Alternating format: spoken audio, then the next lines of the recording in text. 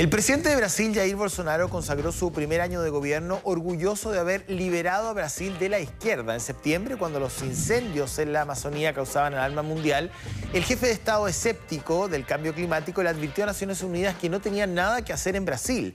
Bolsonaro, de 64 años y admirador de la dictadura militar de ese país, había prometido no buscar la reelección, pero en junio declaró que si el pueblo lo quiere, estaremos 4 años más para construir un país, lo que él describe como respetuoso de la religión y el derecho a portar armas. Una prestigiosa encuesta mostró este mes que Bolsonaro solo sería derrotado por su ministro de Justicia, Sergio Moro, el juez anticorrupción que envió a la cárcel al expresidente Luis Ignacio Lula da Silva. En noviembre, Bolsonaro fundó su propio partido, Alianza por Brasil, que pregona el respeto a Dios y a la religión, la defensa de la vida desde la concepción y la legalización de las armas, el porte de armas. El mandatario logró la aprobación por el Congreso de la reforma clave de las jubilaciones, pero la economía tarda en despegar y la desocupación en bajar. Otras promesas de campaña, como el porte, por supuesto, de armamento o la inmunidad para policías en operaciones, fueron desechadas por el Congreso o frenadas por el Tribunal Supremo de Justicia. Pero sí consiguió colocar a radicales al frente de la educación y la cultura a fin de combatir la ideología de género y promover obras patrióticas. Evaluamos el primer año de gobierno del presidente del Brasil, Jair Bolsonaro, en Mundo Plus hoy.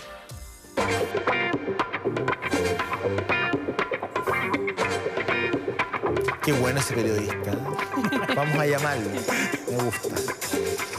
Bien, estamos con la profesora Lorena Oyarzún de la Universidad de Chile y el académico de la Universidad Central, Edgardo Riveros. Gusto en saludarlos. Gracias por venir.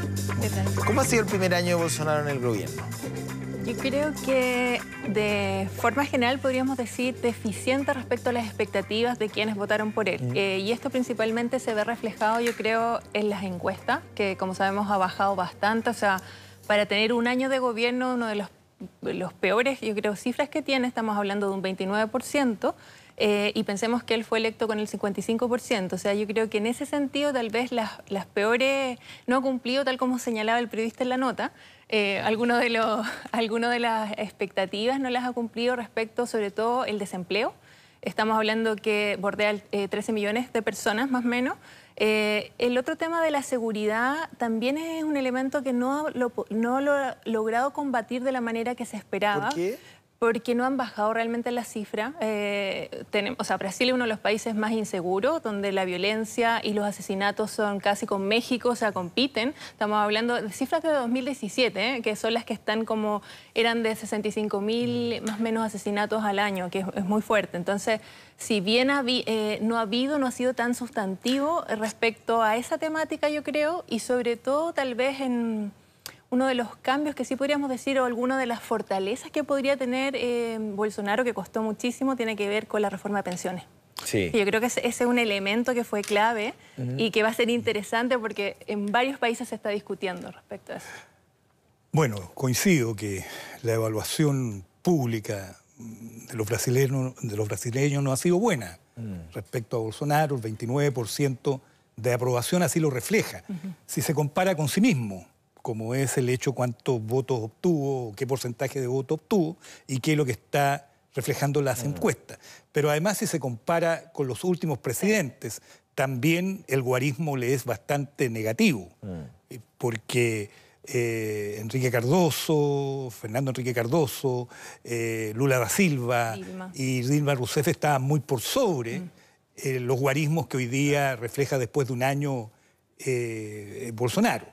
Y por otra parte, creo yo que es también importante observar el estilo confrontacional que él tiene. Es un estilo que le sirvió para ganar elecciones en un momento muy específico de la realidad de Brasil, pero para gobernar es muy complejo. ¿Su personalidad le pasa la cuenta? Su personalidad le pasa la cuenta y eso le ha pasado la cuenta en el Congreso.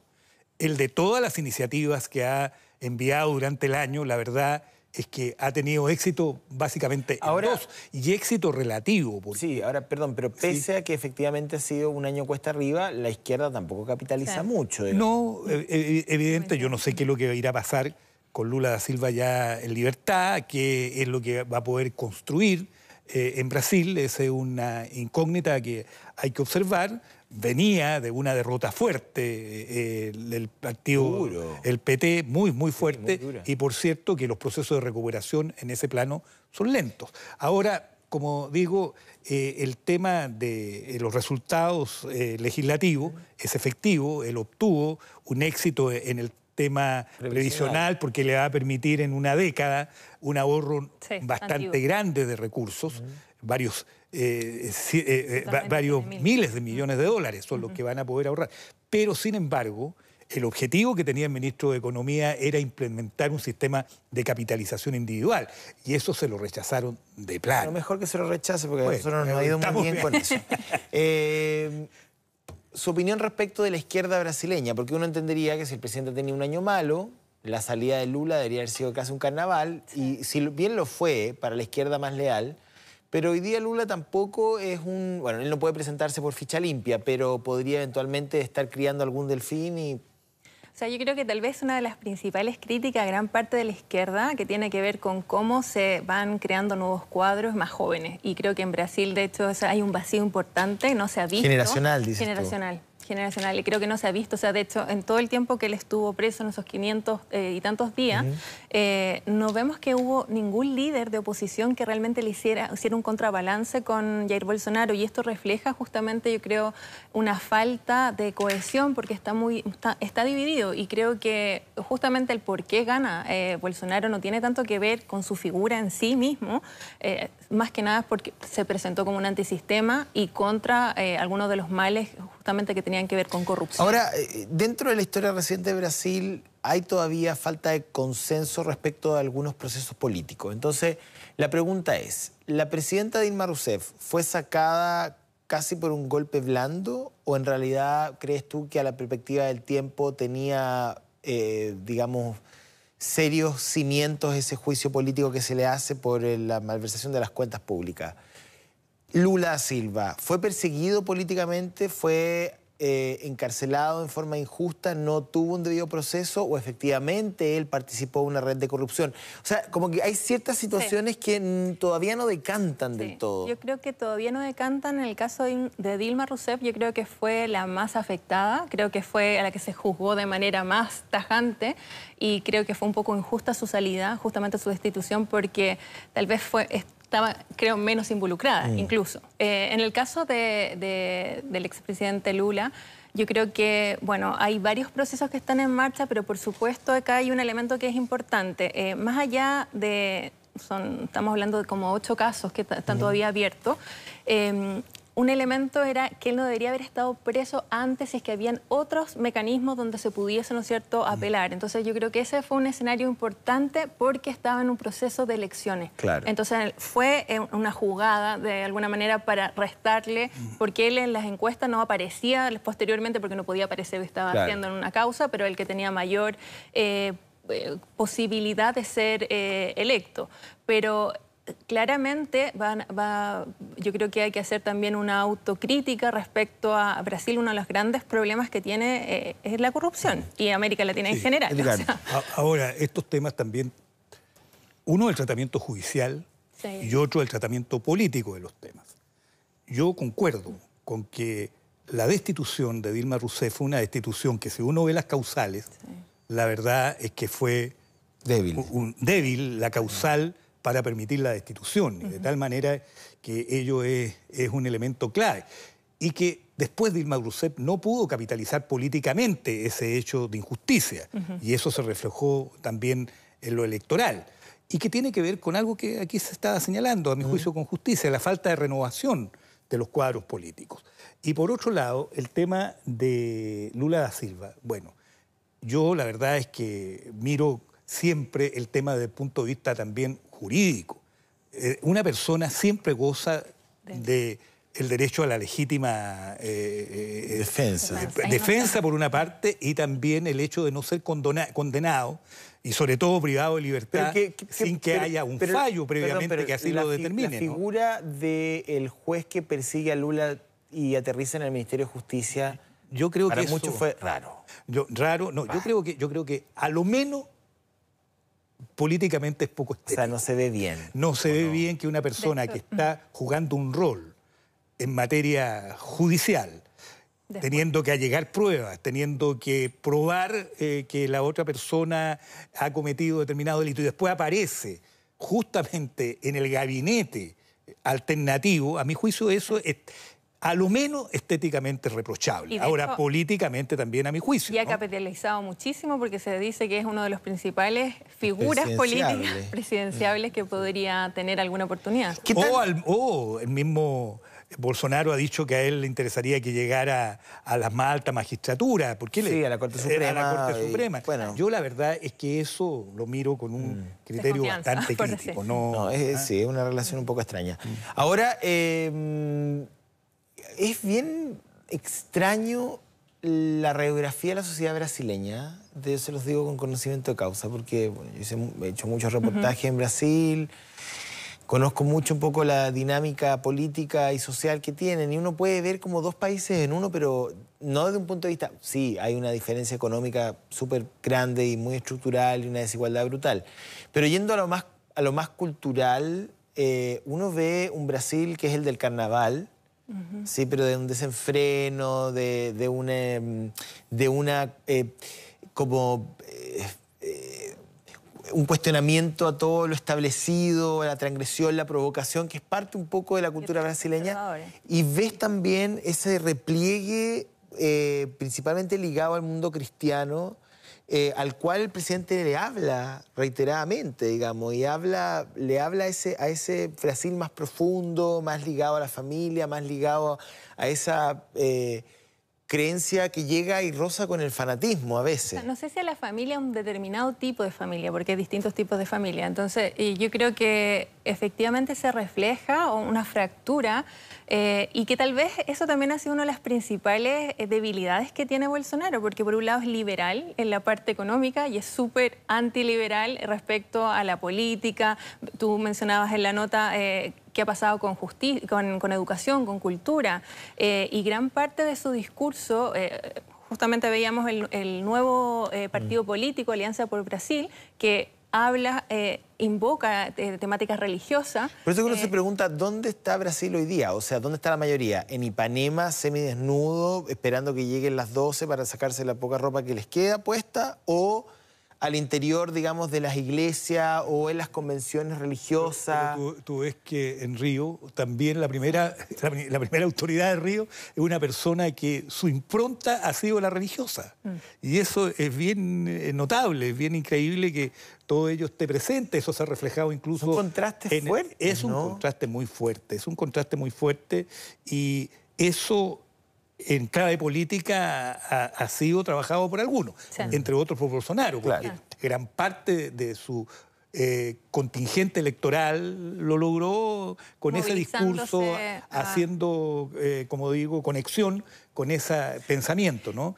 Pero yo creo que, yo coincido con eso, pero creo que más fuertemente quienes votaron por él era un voto de castigo. Yo creo que era un voto de castigo y era un voto que tenía que ver con temáticas económicas, de seguridad y por supuesto el tema de corrupción, que fue una crisis política, años de recesión 2015-2016 de Brasil, que anteriormente había crecido sostenidamente cuando los commodities estaban en su mayor apogeo. Entonces, por eso que el hecho de que problemas de corrupción salpiquen a su hijo mayor y salpiquen también a su señora, eso yo creo que está reflejado en la baja de su evaluación. ¿Cuán mal le ha hecho, básicamente, la pregunta que tiene que ver con el clan Bolsonaro, algo inquieto?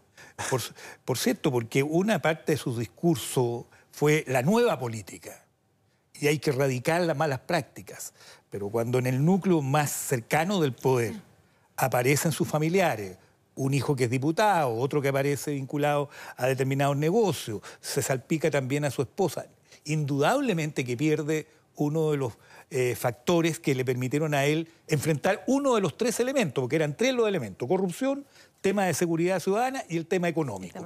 Y en los tres, la verdad es que hay problemas graves y que no muestran avance, y eso es lo que se refleja en la evaluación. Los desafíos del presidente en el siguiente año, digamos, está recién empezando, tiene una agenda, me imagino, compleja. El continente, además, está muy complicado en términos políticos. ¿Cuáles deberían, desde el punto de vista de ustedes, ser las prioridades presidenciales de Bolsonaro el año 2020? Creo que tiene varias, o sea, sigue siendo, por una parte, la política doméstica, que tiene que ver con el tema más que nada económico, buscar mayor crecimiento. Este año es 0,9%, que igual está creciendo, pero es la proyección bastante baja, o sea, se espera que esto vaya en aumento. Yo igual haría un poco de hincapié en el tema de la reforma de pensiones, que si bien creo que fue algo positivo en términos que logró generar, si bien no salió el paquete, todo el paquete como estaba presentado, pero sí en ese contexto logró un poco de coordinar las distintas posiciones que sabemos que tiene un Parlamento muy debilitado. Recordemos que destituyó también al presidente del Partido Social Liberal, que era uno de los principales, él postuló desde esa perspectiva. Entonces, tiene un escenario muy complejo. Creo que uno de los principales desafíos va a ser cómo él coordina también su propio sector. O sea, no solamente que la oposición ahora con Lula fuera puede ser más complejo, vamos a ver cómo se va posicionando eso, pero eso por un lado, y en política exterior tiene que tener, yo creo, más contención respecto a sus discursos, ser menos agresivo. Ha tenido muchas dificultades en el ámbito multilateral. Recordemos con el presidente Macron en Francia. El tema de la Amazonía creo que fue una de las principales debilidades del medio ambiente. Le está pasando ¿Que no creen en el factura. multilateralismo? No creen en el multilateralismo, pero el medio ambiente yo creo que es un tema que es esencial, porque además afecta no solamente a un sector rural, sino a comunidades indígenas, que son esta diversidad que tú hablabas también de Brasil. Yo creo que básicamente lo que va a tener que revisar es su estilo. Su estilo confrontacional. Con el estilo confrontacional no va a lograr tener resultados para poder cumplir parte importante de su agenda. Él tiene que lograr un elemento de entendimiento con el Congreso.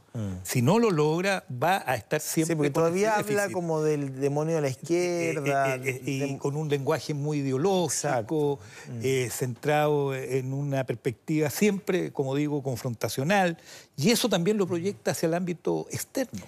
Sí. O sea, hay cuestiones que hoy día no se pueden resolver sin una política multilateral. Ahora, todavía Brasil tiene la capacidad de ser la quinta, sexta o séptima economía del mundo. O sea, porque en algún momento, durante la era de Lula, sobre todo su primer gobierno, hacia fines del primer gobierno de Lula, Brasil era un gigante que uno decía, bueno, aquí va a pasar algo con Brasil, porque la verdad es que logró sacar a millones de la pobreza, ordenar las cuentas públicas, establecer y diseñar y poner en marcha políticas públicas responsables, fiscalmente responsables, forma, digamos, el BRICS. Entonces, ¿Brasil puede volver a ser la promesa que algún momento fue o no? O sea, yo creo que Brasil tiene todas las capacidades, como México, o sea, tiene las capacidades de ser líder regional, por supuesto, y también tener una proyección internacional. Es importante la estabilidad económica, tal como tú señalabas, las políticas que implementó el gobierno de Lula, los distintos gobiernos de Lula, van relacionados también con un crecimiento económico. O sea, hubo un crecimiento importante que posteriormente se estanca, y además tenía que ver con cómo visualizaban desde Itamaraty y también desde el gobierno con el liderazgo del presidente Lula, su relación también con países en vías de desarrollo, que creo que eso le dio una voz a nivel internacional que balanceaba o contrapesaba los poderes como más globales, más hegemónicos, y en el caso de estas plataformas con Brasil, Sudáfrica, Rusia, etcétera, que les daba una voz distinta en el escenario internacional, y que hoy en día vemos que ha sido bien complejo porque no ha logrado, y en un escenario como el actual, aunar posiciones en América Latina. Claro. Es muy complejo, no tiene la capacidad económica, y además está constantemente en confrontación con otros liderazgos. Entonces eso le resta... Ricardo tiene un punto para cerrar. Ese tema que tú planteas, José Antonio, es muy importante y muy significativo. Y la pregunta que a uno le surge, ¿un liderazgo como el de Bolsonaro puede hacer jugar a Brasil un rol en las ligas mayores? Claro. Y todo indica que no es así, porque él desprecia desde su perspectiva las propias ligas. Las propias ligas. Este hecho de no haber ido, pudiendo haber ido al cambio de mando a Argentina, cuando el cambio de mando se estaba dando en un clima bastante positivo. Argentina y Brasil se necesitan recíprocamente. Claro. Eso no es una cuestión que es de manual aquello, ¿no? Y América Latina también necesita que Argentina y Brasil tengan una política adecuada. Yo espero, francamente, tengo la expectativa de que algo puede ayudar en esto el Mercosur. Ojalá, pero por el momento... Con Bolsonaro las por un lado, personalidades de y naturaleza... si le contesta la vicepresidenta Cristina Fernández de Kirchner, que también sabemos, digamos, la carga que ella tiene como figura política, que es capaz de saltarse al presidente Fernández. O sea, claro, ahí podría generarse un diálogo poco fructífero. Bueno, tenemos que cerrar, pero agradezco que hayan venido. Muy interesante la conversación. Sí. Ojalá sea un excelente año para todos, ustedes también. Y nosotros nos encontramos mañana en el último programa del año. Chao.